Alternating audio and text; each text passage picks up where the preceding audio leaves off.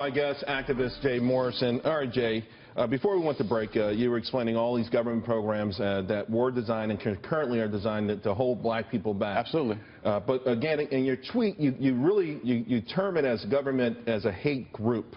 Correct. Now, right now, you have a What black... wasn't my tweet? Let's be correct about that. It wasn't my tweet. Oh, that wasn't your tweet initially? No, okay. that was not my tweet. I'm glad. I'm sorry, then. I misquoted you. He added your name to the tweet, then. Right. We're talking about the killer of the police officers in Baton Rouge. Absolutely. Who had one Twitter account called Convos with Cosmo.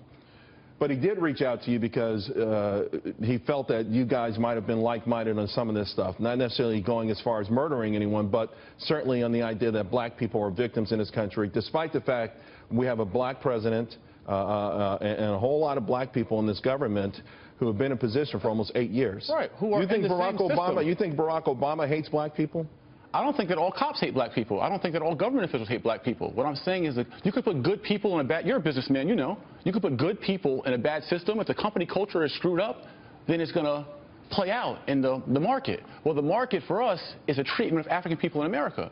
And it's proven by, Jane Elliott said it best. You can ask a room full of European Americans, white people, and ask them, will you trade places with the treatment of African American? And not one would say yes. If it was fair, they all would say, sure, I would. So ask your white friends at home and ask them, would you trade places with the treatment of black people in America? And not one would, because we all know it's unfair. Well, I don't want to speak for all white people here, but I will say a lot of people would probably turn around and say the worst part about the treatment of black people in America is how black people treat each other in America. But see, why is it always a spin? It's not a spin. It's a fact. If we're laying out the factual issues and we're going to rank them in terms of what's the most critical in terms of making black life miserable in America, I personally think I would put the way black people treat black people at the top. I'm all for self-accountability. I call you king and I call all our black women queens to purposely elevate and uplift them. That's what I've been doing it for a year now. I don't use any other words other than king or queen referring to our own, because we've been personally degraded. We degrade ourselves, and we've been degraded. But we always spin the point. It's not a spin. How do we fix that? You have to. How do we fix that? Black people killing black people. When does the perpetrator take acceptance? Right? You want the victim to take acceptance, but when does the perpetrator? The government who created this system not the government, that has abused and traumatized the people. Not the government. I'm talking about the young brothers who are going to kill each other this weekend all across this country. I know what you're talking about. I'm okay with self-accountability. Killing each other? No, I'm okay with self-accountability. How do you fix that then? How do we fix that? It's through our repair curriculum. Right now, we're repairing ourselves by unifying ourselves. I have a solution for us.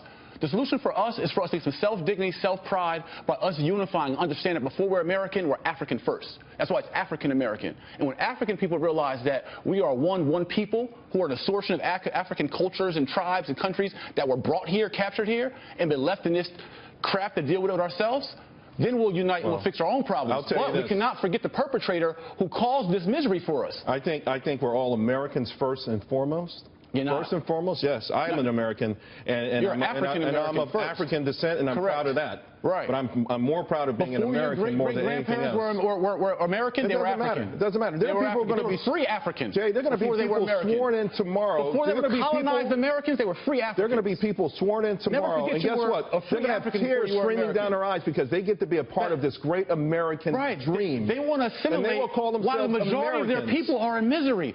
I get it. I'm doing well for myself. You're doing well. There's a 10% of us that do well. But what about the rest of us who are left in the ghettos, who are left in poverty, who are left with low education, who are left to deal with this? And yet... Don't forget about your people, King. And yet... No, well, listen.